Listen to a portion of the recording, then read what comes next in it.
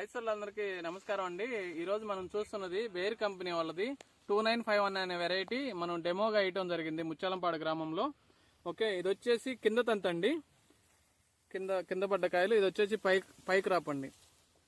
పై వరకు చెట్టుకి పై వరకు కాపు ఉందండి. చూడండి, ఆకు కూడా బాగా చిన్న ఆకండి. ఎక్కడ కూడా క్వాలిటీలో ఎక్కడ కాంప్రమైజ్ లేదు, బాగుంది. అసలు 2026లో బేర్ కంపెనీ వారి నుంచి మంచి దిగుబడి వచ్చే వెరైటీ అండి ఇది. చూడండి, కాపు సెట్టింగ్ కానీ, ఫ్రూట్ క్వాలిటీ కానీ, ఫ్రూట్ సైజ్ కానీ